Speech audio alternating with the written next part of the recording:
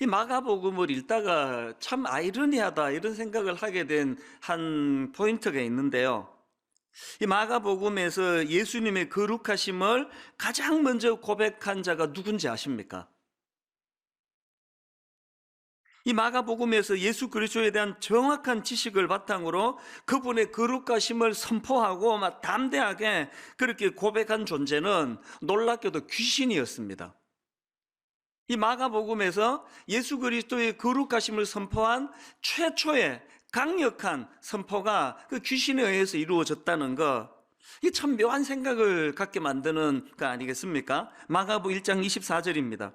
나사렛 예수여, 우리가 당신과 무슨 상관이 있나이까? 우리를 멸하러 왔나이까? 그 다음 보세요. 나는 당신이 누구인 줄 아노니 하나님의 거룩한 자니이다.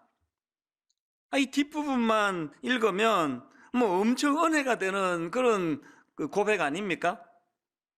그리고 예수님도 그 사실을 인정해 주셨습니다. 34절에 보니까 예수께서 각종 병이든 많은 사람을 고치시며 많은 귀신을 내쫓으시되 귀신이 자기를 알므로, 예수님도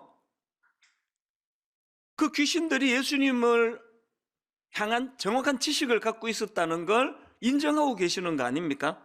그런데 문제가 뭐냐 하니까 예수님께서 그 귀신이 가신 예수님에 대한 지식이 있다는 걸 인정하셨지만 그 귀신의 지식을 기뻐하지 않으셨다는 사실이에요. 그렇게 막 귀신이 예수 그리스도의 거룩하심을 소리쳐 선포하니까 25절에서 예수님이 이렇게 반응하십니다. 예수께서 꾸짖어 이르시되 잠잠하고, 또 34절에서도 귀신이 자기를 알므로 그 말하는 것을 허락하지 아니하시니라. 아니, 왜 예수님은 지금 그 귀신의 그 예수님을 향한 신앙 고백과 선포가 정확하고 그게 지식적으로 틀린 게 아닌데 왜 그걸 기뻐하지 않으셨을까요? 이런 질문을 가지고 제가 그 말씀 묵상하다가 그 떠오른 찬양이 하나 있는데요. 여러분 다 아시는 찬양입니다. 모든 이름 위에 뛰어난 이름 예수는 주, 예수는 주. 이 찬양이 그 주님이 모든 이름 위에 뛰어난 이름이라는 그 놀라운 선포를 하는데요, 그 선포 다음에 일어나는 가사가 어떻게 나옵니까? 모든 무릎 꿇고 경배를 드리세, 모든 무릎 꿇고 경배를 드리세, 예수는 만유의 주님. 또 그 다음에 보니까 예수는 주, 예수는 주, 온 천하 만물 우러러. 또 그 다음 보십시오. 그 보좌 앞 영광을 돌리세, 그 보좌 앞 영광을 돌리세, 예수, 예수, 예수는 주. 그러니까 그 귀신이 갖고 있던 지식이 가진 치명적인 문제가 뭔지를 한 번에 알 수 있는데요, 비록 그는 예수 그리스도에 대한 정확한 지식은 갖고 있었는지 모르지만 그 지식을 가지고 무릎을 꿇고 그분을 경배하고 그분께 존귀와 영광을 올려드리는 것으로 그의 지식을 사용하는 게 아니라 마귀는 자기가 갖고 있는 그 영적인 지식을 예수님을 방해하고 예수님을 조롱하고, 나사렛 예수여, 그 말 속에 그 비아냥 그림이 다 담겨져 있는 거 아닙니까? 그리고 무엇보다도 24절에 보니까 나사렛 예수여, 우리가 당신과 무슨 상관이 있나이까? 내가 알기로 당신은 거룩한 하나님의 아들인 거 알고 있는데 그게 나와 무슨 상관입니까? 저는 신학 공부를 그리고 지금도 또 뭐 지난 30년 동안 눈만 뜨면은 성경책 아니면 성경을 풀어놓은 신학 서적 아니면 이런 것들만 늘 읽고 있는 저에게 이 본문 말씀이 정말 두려움을 가져다 줬습니다. 하나님에 대하여 지식이 많은 것이 그 하나님이 기뻐하시는 종이 된다는 걸 의미하는 게 아니라는 겁니다. 우리 여러분 예수님에 대한 지식 가져야 됩니다. 공부해야 합니다. 경험으로 그분 알아가야 합니다. 그러나 더 중요한 것은 내가 알게 된 그 예수 그리스도에 대한 지식이, 그래서 무릎 꿇고 그분을 경배하고 그분의 이름을 온 세상에 높이 전파하며 드러내는 것으로 연결이 돼야 그 지식이 살아있는 지식이라는 것입니다. 이게 오늘 본문에서 발견되는 이 귀신이 가진 악한 지식인데요, 이런 관점으로 제가 본문을 살펴보니까 오늘 본문에는 이런 악한 귀신의 지식과는 너무나 대조적인 참 건강하고 또 주님이 기뻐하실 그런 지식을 보여주는 사람들이 많이 등장하는 것을 볼 수가 있습니다. 이걸 크게 제가 두 그룹으로 나눠봤는데요. 먼저 한 그룹은 지금 열병으로 누워있는 베드로 장모 주변의 사람들입니다. 본문 30절입니다. 시몬의 장모가 열병으로 누워있는지라 사람들이 곧 그 여자에 대하여 예수께 여짜온데, 지금 이 말씀의 배경이 어떻게 되는가 하면은 예수님께서 오늘 본문에서 베드로와 안드레의 집을 방문을 하십니다. 그 집에 들어가서 보니까 베드로 장모가 열병으로 지금 알아 누워있는 겁니다.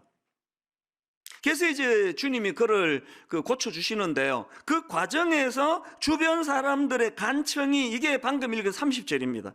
시몬의 장모가 열병으로 누워있는지라 사람들이 곧 그 여자에 대하여 예수께 여짜온데, 뭘 여쭈었습니까? 이게 요즘으로 치면 중보기도 아닙니까?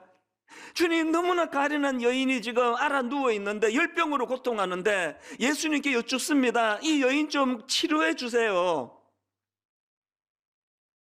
그러고 보면은요, 오늘 본문에 나오는 베드로 장모의 열병 고침 사건은요, 이 두 극률함이 만들어낸 합작품이에요. 한 극률함은 그 여인의 연약함을 불쌍히 여기는 주변 사람들이 가진 인간적인 극률함이고요, 그 인간적인 극률함을 받으신 주님께서 똑같은 그런 극률함을 가지시고 그 주변 사람들의 간청을 받아 이 베드로 장모의 열병을 고쳐주시는 주님의 긍휼함, 인간의 긍휼함, 이것이 합작을 이루어서 나타난 치유 사역이 오늘 본문이라는 겁니다. 32절도 마찬가지 아닙니까? 저물어 해질 때에 모든 병자와 귀신 들린 자를 예수께 데려오니, 여러분 지금 막 병자들을 데리고 오고 귀신 들린 자를 예수님께 데려오는 이 사람들이 갖고 있는 지식이 뭡니까? 이 사람들이 갖고 있는 지식은 이렇게 긍휼이 많으신 예수님을 우리가 안다. 이 예수님에게 이 환자들, 이 귀신 들린 자를 데리고 가면 예수님은 그들을 외면하지 않으신다. 그리고 그들이 알고 있는 지식이 뭡니까? 저 예수 그리스도는 이 질병을 고칠 능력을 가지신 분이시다. 그 지식이 있으니까 예수님께로 그 환자들을 데리고 가는 거 아닙니까? 저는 이 본문에서 열병으로 누워있는 베드로 장모 주변 사람들, 그리고 또 수많은 환자들을 예수님께 데리고 가는 그 사람들이 갖고 있는 그 지식, 이게 요즘으로 말하면 중보기도라고 말씀을 드렸는데요. 누가 중보기도하는 기도자가 됩니까? 디모데전서는 사도 바울이 자기가 개척해서 세운 에베소 교회를 젊은 후계자 디모데에게 물려주고는 이제 어떻게 교회를 목회해야 될 것인가를 전수해주는 그런 목회 서신입니다. 이런 관점으로 디모데전서를 읽어보면은 정말 눈에 띄는 한 대목이 탁 들어오는데, 그게 뭐냐 하니까요, 이 디모데전서 1장은 이제 서론격으로 이제 쭉 그냥 나열을 하다가 이제 디모데전서 2장에서부터 사도 바울의 본격적인 목회 조언이 시작이 되는데요. 디모데전서 2장 1절을 보십시오. 그러므로 내가 첫째로 권하노니, 이 육성을 한번 듣는다 생각해 보세요. 그 젊은 목회자 디모데에게 너 잘 들어봐. 목회 제일 중요한 게 뭔지 아니? 목회에서 제일 중요한 게 뭔가 하니까 모든 사람을 위하여 간구와 기도와 도구와 감사를 하되, 목회자에게 가장 중요한 게 기도인데요. 무게중심을 그 가운데다 두고 다시 한번 읽어볼게요. 그러므로 내가 첫째로 권하노니 모든 사람을 위하여, 여기 보니까 자기를 위하여가 아니에요. 모든 사람을 위하여 간구와 기도와 도구와 감사를 하되, 당연히 목회자들이 자기 영혼을 위해서도 기도해야 되지만 사도 바울의 관점으로 목회에서 가장 중요한 게 뭐냐? 중보기도라는 거예요.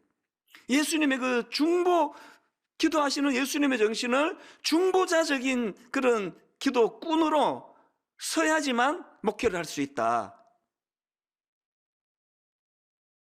그 3절에도 보니까 이것이 우리 구주 하나님 앞에 선하고 받으실 만한 것이니, 그래서 사도 바울이 젊은 후계자 디모데에게 목회에서 가장 중요한 것이 중보기도라고 그렇게 지금 권면하는데, 사도 바울은 그 지식을 어떻게 알게 됐습니까? 자기의 그 목회 가운데 겪었던 수많은 경험들 가운데 그 엑기스가 자기가 경험한 지식이 그거 아닙니까?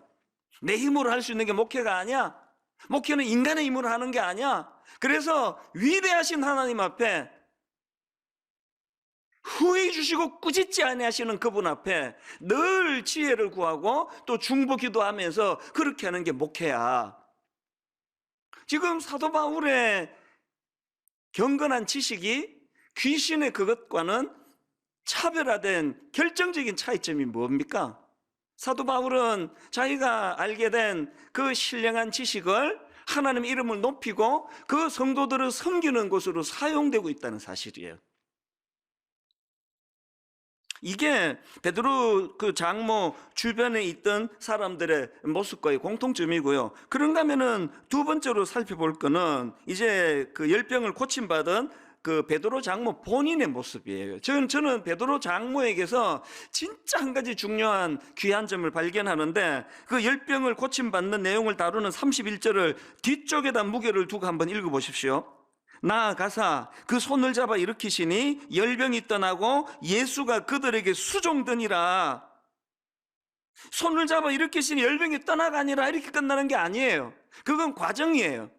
결과는 그렇게 열병이 떠나가는 은혜를 경험했던 그 베드로 장모가 그들에게 수종드니라. 이게 왜 굉장히 중요한 의미를 담고 있는가 하면은, 여기 나오는 수종드니라, 이거 헬라어로 디아코네오라는 단어인데요, 마가복음에서 이 단어가 한 군데 더 나옵니다. 마가복음 10장 45절, 인자가 온 것은 섬김을 받으려 함이 아니라 도리어 섬기려 하고 자기 목숨을 많은 사람의 대속물로 주려 함이니라. 여러분, 여기 나오는 섬기려 하고, 이게 디아코네오예요. 지난번에 말씀드린 거 기억하시죠? 마가복음 10장 45절 방금 읽은 이 구절은요, 마가복음의 핵심 구절 중 핵심 구절입니다. 마가가 지금 드러내고자 하는 예수 그리스도는 어떤 모습입니까? 왕으로 오신 그분이에요.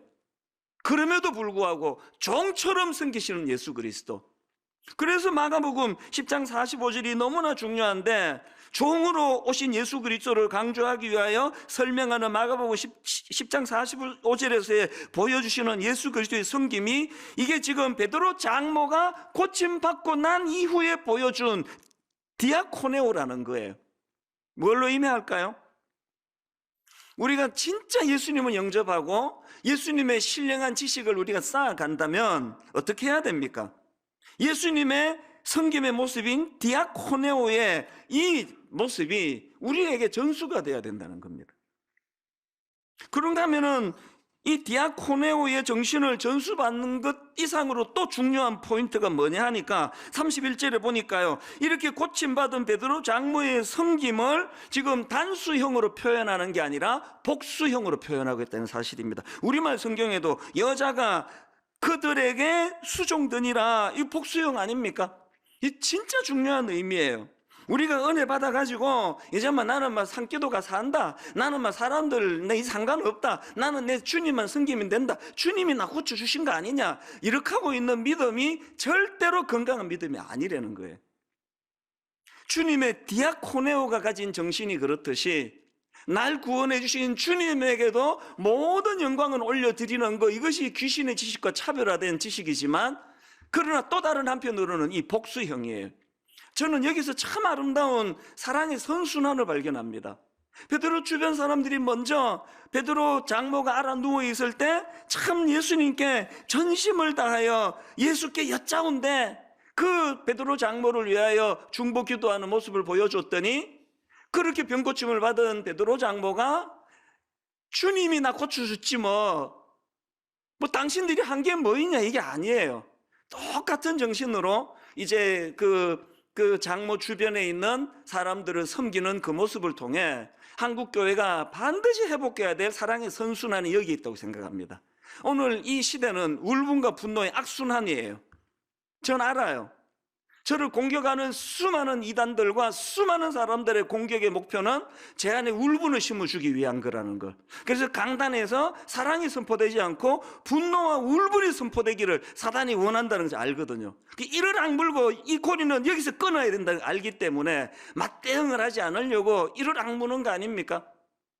오늘 이 시대 정치가 울분과 분노를 양산하고 있는 정치, 오늘 경제가, 오늘 사회에서 일어나고 있는 오늘 코로나 바이러스가 모든 관계를 단절시키고 울분과 분노의 고리로 몰고 가는 현실이라면 오늘 예수 그리스도의 참된 지식을 알게 된 우리가 해야 되는 일은 울분과 분노의 악순환의 고리를 끊고 사랑과 선순환의 고리가 열려져야 한다는 사실입니다. 이게 베드로 장모가 알게 된 그 예수 그리스도의 신령한 지식이 가져다 준 모습이라고 저는 생각하거든요. 여러분, 이번 한 주간 동안 여러분은 어떤 사랑의 선순환을 보여주시렵니까? 요즘에 이 사회적 격리, 단절, 그래서 지금 다들 어려운데요. 그 중에 진짜 어려운 데가 식당 아닙니까? 저도 관심을 가지고 이제 점심때 좀 이렇게 식당을 다녀보면 잘 되는 몇 군데만 계속 모이고요. 나머지 식당은 진짜 마음이 아파요. 서울에서 있었던 일이랍니다. 이 코로나 바이러스가 문제를 일으키기 전에는 제법 잘 되던 식당이었는데요. 이제 손님이 다 끊어진 겁니다. 파리만 날리고 있는데 거기에 이 단골 손님 두 사람이 그 식당을 방문을 했답니다. 그리고는 이제 거기는 그냥 평범한 그 순두부집인 것 같아요. 순두부 백반하고 시켰는데 한 2만 원이 나왔다 그러네요. 식사를 다 하고 나가서 그 손님이 계산을 하는데 자기 카드를 주면서 5만 원으로 결제해 주세요 그러더래요. 그 주인이 좀 당황스러운 거 아닙니까? 아니 2만 원어치 드셨는데 왜 5만 원 결제하라고 그러시냐 그랬더니 그 손님이 씩 웃으면서 하는 얘기가 다음에 또 올 거예요. 5만 원으로 결제하시면 됩니다. 거기에 참 이렇게 장사가 안 되는 그 식당 주인에 대한 그 애틋한 마음이 담겨져 있는 거 아닙니까? 이것이 얼마나 힘을 얻고 그것이 용기가 됐으면 그것이 기사로 나왔겠냐고요. 저는 그 기사를 보면서 저분은 크리스찬이었으면 좋겠어 이런 생각을 하면서 그 기사를 봤는데요. 아마 맞을 거예요. 맞기를 원합니다. 그리고 제가 나는 왜 그 생각을 못했지? 생각만 하고 아직 실천은 못했는데요. 실천하게 되기를 원합니다. 오늘 우리가 예수 그리스도의 정확한 지식을 알게 되면 그 지식은 주님을 높이는 것으로 영광을 돌리는 것으로도 사용되지만 단수로서 오직 주님만이 아니에요. 복수예요. 주님께도 영광이 돌아가야 되겠고 주변에 많은 사람들, 이게 그리스도인의 정신 아니겠습니까? 오늘 본문에서 우리가 배워야 될 예수님의 정신, 이런 맥락으로 보니까요 30절 32절 다시 보십시오. 시몬의 장모가 열병으로 누워있는지라 사람들이 곧 그 여자에 대하여 예수께 여짜온데 나아가사 그 손을 잡아 일으키시니, 아마 이 구절을요 이 코로나 바이러스 때문에 사회적 격리 단절 아니었으면 그냥 넘어갔을 거예요. 근데 지난주에 이 한마디가 막 너무 마음에 제게 이게 감동이 되는 겁니다. 열병으로 단절되어 있는 그 여인에게 나아가서 손을 잡아 일으키시는 주님. 오늘 저는 이 본문에서 이런 맥락으로 보니까 예수님이 그 시몬 베드로 장모의 열병으로 누워있는 그 여인에게 찾아가셔서 나아가사 그 손을 잡아 일으키시니, 병으로 단절된 그 여인과의 연결이 일어나는 그 모습을 보면서 이 정신에서 그 베드로 장모가 열병에서 고침받고 단수로 예수님만이 아니라 주변의 사람들을 섬긴다는 그것으로 연결이 되는구나. 여러분, 우리 신앙의 성숙함은 단절된 그것들을 연결시켜주는 역할입니다. 회복시켜주고 연결시켜주고. 이런 점에서 저는 이번 그 코로나 바이러스로 인해 가지고 너무너무 감사하는 게 하나 있는데요. 지금 우리가 미자립교회 월세 대납 운동을 이제 벌이고 있는데요. 오는 금요일까지 이제 더 모금을 하고 이제 계좌를 닫을 생각입니다. 제가 어제 보고를 받고 참 감사했던 게 처음에 시작한 코로나 바이러스 구호 헌금하고 지금 하고 있는 미자립교회 월세 대납 운동을 합쳐서 나온 모금액 총액이 현재까지 약 28억 3천여만 원이에요. 그 중에서 미자립교회 월세 대납 헌금이 거의 20억 원이 들어왔는데요. 오는 금요일까지 이제 모금을 하면은 총액이 아마 30억 원을 넘게 되지 않을까 그렇게 추정을 해봅니다. 사실 이게 제 꿈꾸는 것 같아요. 이 믿음 약한 제가 그냥 당회 장로님들 상의할 때 3억을 목표로 할까요? 통 크게 5억으로 잡아볼까요? 이런 논의를 했던 전데요. 결과는 30억이라고 하는. 저는 이번에 이 모금하는 기간 내내 제 마음에서 마태복음 6장 3절 4절 너는 구제할 때에 오른손이 하는 것을 왼손이 모르게 하여 너의 구제함을 은밀하게 하라. 은밀한 중에 보시는 너의 아버지께서 갚으시리라. 이 말씀을 많이 되뇌었습니다. 이게 떠벌리고 자랑하고 이렇게 할 거리가 아니라는 걸. 그리고요, 이거는 우리 교회가 또 제가 떠벌리고 자랑할 사안이 아니에요. 이 해주신 30억 원 가까운 헌금은요, 거의 대부분 경우가 다른 교회 분들이, 지방에 있는 분들이, 외국에 있는 분들이 십시일반이에요. 이게 너무나 제가 자랑스럽고 감사했던 거는 그렇게 모아진, 지난번에 한번 보고를 드렸지만 이제 헌금 누적 건수 16,054건이에요. 대한민국 성도들 곳곳에 있는 성도님들이 십시일반으로 모아가지고, 그래서 이제 이렇게 헌금이 된 이 헌금을 이번에 이제 이 월세 대납 신청한 교회가 깜짝 놀랄 숫자예요. 4,459개 교회입니다. 저는 막 쏟아져 들어오는 그 신청서를 보면서 많이 반성했습니다. 여러분, 그 자격 기준을 월세 100만 원 이하로 정하지 않았습니까? 여러분, 그 월세 100만 원 이하라 그러면 그 공간이 얼마나 그게 크고 대단하겠냐고요. 그런 참 열악한 곳에서 정말 주님 바라보고 우직하게 그렇게 애쓰시는 미자립교회 목사님들과 성도님들이 이렇게 많이 계시다는 거, 그리고 분당 우리 교회가 커졌다고 나도 모르게 지금 내가 배가 불러져 있다는 거를 참 많이 반성했습니다. 이번에 그래서 이제 이번 연말쯤에 이제 홈페이지 결과를 보고해 드리겠지만, 이제 이리저리 월세 대납 운동 도움을 받게 되는 교회는 다 합하면은 한 775개, 한 800교회 가까이가 될 것 같습니다.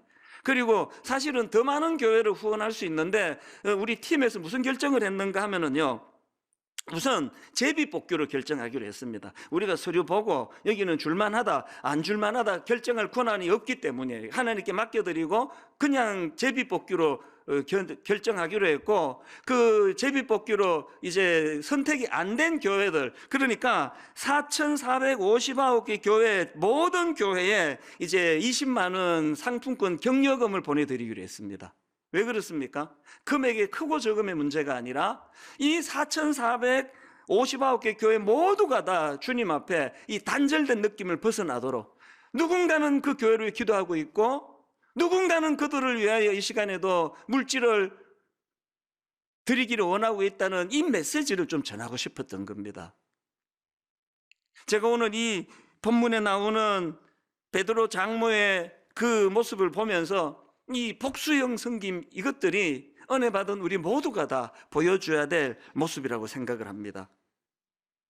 이렇게 베드로 장모 주변 사람들하고 또 고침받은 당사자 베드로 장모의 그 섬김의 모습, 이것이 이제 그 귀신이 갖고 있는 지식하고 확연히 다르다는 것을 제가 설명을 해드렸는데요. 이렇게 그 사람들의 성숙한 모습을 살펴보는 것도 중요하지만 오늘 본문의 주인공은 예수님이세요. 항상 설교의 주인공은 예수님이십니다. 그렇기 때문에 오늘 본문에서 이제 예수님께서 베푸신 기적 사건, 여기에다가 초점을 두고 이제 한 2가지 정도로 예수님이 베푸신 치유 사역의 의미를 설명을 드리고 이제 말씀을 정리하려고 하는데요. 여러분, 이 예수님께서 베푸신 치유 사역은 첫째로요, 장차 그분이 하실 십자가의 그림자가 배어 있는 주님의 섬김이라는 사실입니다. 이게 무슨 말씀인가 하면은, 오늘 본문과 똑같은 이제 베드로 장모의 열병을 고쳐주는 사건을 다루고 있는 말씀이 마태복음에도 똑같이 나오는데요. 마태복음 8장에 나옵니다. 그런데 마태복음 8장에 보면은 이 마가복음에는 없는 한마디를 더 의미 부여를 하는 것을 볼 수가 있는데요. 자, 먼저 마태복음 8장 14절부터 16절을 한번 보십시오. 예수께서 베드로의 집에 들어가사 그의 장모가 열병으로 앓아 누운 것을 보시고 그의 손을 만지시니 열병이 떠나가고 여인이 일어나서 예수께 수종들더라. 저물매 사람들이 귀신 들린 자를 많이 데리고 예수께 오거늘 예수께서 말씀으로 귀신들을 쫓아내시고 병든 자들을 다 고치시니, 이 지금 똑같은 내용을 지금 기록하고 있는 거 아닙니까? 그런데 말씀드린 것처럼 마태복음은 그 다음에 17절에서 의미 부여를 한 줄 더 갖다 붙입니다. 18절을 보십시오. 17절을 보십시오. 이는 선지자 이사야를 통하여 하신 말씀에 우리의 연약한 것을 친히 담당하시고 병을 짊어지셨도다함을 이루려 하심이더라. 이 말씀은 이사야 53장 4절 말씀을 인용한 것입니다. 그는 실로 우리의 질고를 지고 우리의 슬픔을 당하였거늘 우리는 생각하기를 그는 징벌을 받아 하나님께 맞으며 고난을 당한다 하였노라. 지금 마태복음의 저자인 마태가 뭘 거기다 의미 부여를 하는 겁니까? 예수님께서 고쳐주신 이 열병을 앓는 베드로 장모의 치유 사건, 그 본질적인 배경에는 예수 그리스도의 희생을 담고 있는 그분의 십자가 사건, 장차 그분이 이루시게 될 주님의 십자가 사건을 통하여 영육 간의 치유와 회복이 필요한 그 내용이 그림자처럼 담겨 있다. 이것을 지금 강조하고 있는 거 아닙니까? 대가지불을 통한 섬김, 이게 하나 예수 그리스도를 아는 지식을 가진 사람이 할 모습이라는 겁니다. 그래서 이사야 53장 4절 바로 그 다음 5절을 보십시오. 그가 찔림은 우리의 허물 때문이요 그가 상함은 우리의 죄악 때문이라. 그가 징계를 받음으로 우리는 평화를 누리고 그가 채찍에 맞음으로 우리는 나음을 받았도다. 이 엄청난 대가지불을 통해서 만들어내신 게 십자가의 치유와 능력이라는 사실입니다. 제가 18년 전에 교회를 개척하고 이제 그때는 뭐 신학교 갓 졸업한 젊은 목사님들이 이제 부교육자로 그렇게 섬겼는데요. 이제 우리 교회에서 뭐 첫 사역을 한 교역자들이 대부분이었습니다. 그러다 보니까 이제 목회 경험도 없는데 버거운 거예요. 상처를 좀 받더라고요. 억울한 이야기를 들었다고, 너무 속상하다고, 모함을 당했다고 막 이러면서 그 속상해하는 교역자들이 이름이 툭 튀어나올 뻔했는데 삼키겠습니다. 그럼 제가 밥도 사주고 영화도 보여주고 위로도 해줬는데요, 제가 그때 종종 인용했던 게 바로 이사야 53장 5절 말씀이에요. 그가 찔림은 우리의 허물 때문이요 그가 상함은 우리의 죄악 때문이라. 그가 징계를 받음으로 우리는 평화를 누리고 그가 채찍에 맞음으로 우리는 나음을 얻었도다. 그 집사님이 뭔가 상처가 많아가지고 당신한테 그렇게 퍼붓고 모욕 주는 말을 하고 모함을 하고 그러면, 그렇게 해서 그분이 치유가 될 수 있다면 이것까지 감당하는 게 교역자의 몫이다. 그러면 내가 농담으로 하는 이런 이야기를 했죠. 그거 몰랐구나. 당신 월급 안에 이렇게 억울한 모함 당하는 비가 30만 원 포함되어 있는 거, 그 돈 빼가지고 네 맛있는 거 사 먹고 하라고. 여기 다 이 교역자들만 앉아 있으니까 웃기려고 했는데 너무 진지하게 받아서 굉장히 당황스럽습니다. 사실은 이 말씀을 지금도 저는 묵상을 합니다. 억울한 일을 겪을 때마다 저렇게 가짜 뉴스를 가지고 나를 모함하고 상처를 주는 일을 통해서 저분이 진짜 치유받을 수 있기를 원하고, 그렇게 될 수만 있다면 주님, 이것을 내가 잘 감당하기를 원합니다. 왜 기도합니까? 안 되니까 기도하는 거죠. 미우니까 기도하는 거 아닙니까? 오늘 예수님의 치유 사건을 마태복음의 저자인 마태가 주님의 십자가 사건과 연결시키는 이 내용을 가지고 오늘 우리는 그 큰 사죄의 은총을 받았다는 이 지식이 새롭게 되기를 바랍니다. 그리고 그 지식이 오늘 우리도 베드로의 장모와 같이 주님뿐만 아니고 주변의 사람들을 잘 섬기고 봉사하고 또 그것은 대가 지불을 포함한 대가 지불이 담겨져 있는 성김이라는 사실을 인식하게 되시기를 바랍니다. 그런가 하면은 또 한 가지 더 살펴보고 말씀을 마칠까 하는데요.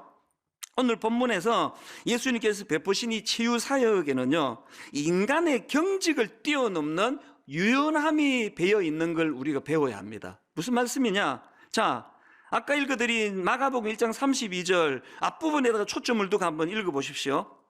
저물어 해질 때에 모든 병자와 귀신 들린 자를 예수께 데려오니, 지금 많은 사람들이 병자들을, 귀신 들린 자들을 예수님께 데리고 왔다고 그렇게 말씀드리지 않았습니까? 거기에는 그 데리고 온 사람들이 확신이 있는 거 아닙니까? 그들이 지식이 있는 거 아닙니까? 예수님께 이 아픈 사람 데리고 오면 고쳐주실 것이다, 능력이 있다, 외면하지 않으신다, 이 믿음이 있는 사람의 어떤 차원이든지 간에. 그런데 그들이 데리고 온 그 시점을 보니까 저물어 해질 때, 여기에 큰 의미가 있습니다. 이날은 안식일이거든요. 이스라엘의 하루는 저녁에서 시작돼서 그 다음 오후에 끝이 난다고 합니다. 그러니까 저물어 해질 때를 강조한 거는 사람들이 안식일이 끝나기를 기다린 거예요. 그 속에 이 유대인들이 가지고 있는 그 규율에 매여 있는 경직된 모습을 저는 발견하고요, 이런 경직된 모습과 완전히 다르신 주님을 저는 발견하거든요. 저는 자 30절 다시 보십시오. 시몬의 장모가 열병으로 누워있는지라 사람들이 곧 그 여자에 대하여 예수께 여짜온대. 그러면서 장모 이 베드로 장모님 열병이 고쳐주세요 그랬는데 예수님이 기다려라, 이제 안식일이다, 저녁까지 기다려라, 뭐 아파도 할 수 없지 어떡하니, 안식일인데. 이렇게 하지 않으시고 바로 그 다음 31절에서 나아가서 그 손을 잡아 일으키시니, 여러분 저는 이런 주님이 너무 좋습니다. 너무 감격이 돼요. 안식일을 지키는 것도 중요하지만 안식일보다 더 소중한 건 그 사람의 생명이라는 거, 그를 치유하는 것이 우선된다는 거. 저는 지난 한 주 이 예수님과 또 그 경직되어 있는 유대인들, 그 주님 앞으로 병자를 데리고 온 그 사람들의 모습을 비교하면서 나는 어느 쪽인가? 목회 30년이라는 이 순간까지도 여전히 저에게는 경직이 많다는 걸 부끄럽지만 고백하지 않을 수 없는 거 아닙니까? 언제 이 경직이 좀 풀릴까? 문득 이런 생각이 들더라고요. 시체의 강력한 특징은 바로 굳어지는 데 있는 거 아닙니까? 사람의 영혼이 그 육신에서 떠나가는 순간 경직이 시작되는 거 아닙니까? 오늘 우리의 믿음이, 예수 그리스도를 향한 내 믿음의 지식이 이게 어느 정도 하나님 앞에서 성숙한가를 가늠하는 잣대 중에 하나는 경직이에요. 조금만 마음에 안 들면 잘라버리고 정죄해버리고 비난해버리고 마음에서 내쳐버리고, 아주 안식일인데 뭐 사람은 어떻게 고치느냐고 그렇게 소리 지르지 않으시는 예수님을 믿는 우리인데, 다 죽어가는데 해질 때까지 좀 기다리라고, 이게 오늘 우리의 모습은 아닌가 하는 거예요. 저는 오늘 예배 드리는 모든 성도님들 영육간에 경직된 것들이 다 풀어지시기를 바랍니다. 예수님이 십자가의 그 유연함으로 용서하지 못할 사람이 아무도 없고 품어주지 못할 사람이 아무도 없고, 내일부터 이제 한 주간은 예수님의 십자가의 죽으심을 기념하는 고난주간인데요, 우리 교역자 팀에서 이제 매일매일 예수님의 행적을 살피고 또 영상 묵상 자료로 만들고 이제 홈페이지 들어오셔가지고 오늘 오후부터 이제 그게 가능합니다. 그래서 교재를 다운받아서 꼭 묵상하시는 그런 한 주간이 되기를 바라는데요, 이제 오늘 보여드릴 예수님의 행적 하나 보여드리고 이제 말씀을 마치려고 합니다. 내일 예수님이 예루살렘에 입성하셔서 성전을 청결하게 하시는 날인데 예수님이 분노하세요. 그 내용을 이제 짧은 나레이션 영상으로 만들었는데요, 그 내용을 한번 같이 살펴보는 것으로 오늘 말씀을 정리하려고 합니다. 준비한 영상을 같이 보고 이제 말씀을 마무리하도록 하겠습니다.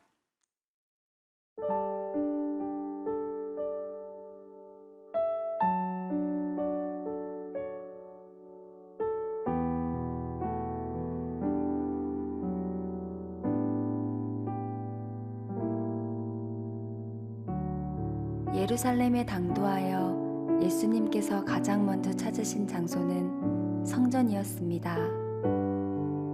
그러나 그곳에서 더 이상 하나님의 거룩하심을 볼 수 없었습니다. 예수님은 무엇을 보았습니까? 성전 안에 가득한 돈 바꾸는 자들, 장사꾼들의 고함 소리, 신앙을 빙자하여 특권을 누리고 있는 사람들이었습니다. 내 집은 기도하는 집이라고 불릴 것이다 하였거늘, 그러나 너희는 그것을 강도들의 소굴로 만들어버렸도다. 무엇이 그분을 분노케 했습니까? 겉만 번지르르 하고 내실은 없는, 밖으로는 거룩함이 남다르게 보이지만 정작 아무런 생명을 전하지 못하는, 그럴듯한 형식만 남은 껍데기뿐인 종교생활. 하나님이 계시지 않는 성전은 아무런 의미가 없습니다. 성전이 탐욕으로 가득 찰 때 더 이상 하나님의 집이 아닙니다. 내 안에 가득 차 있는 것은 무엇입니까?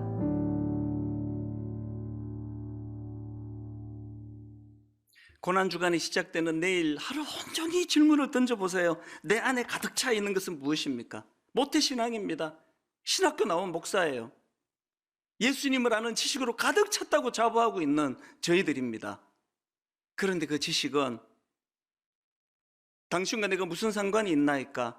이런 소리를 치게 만드는 죽은 지식이 아닙니까?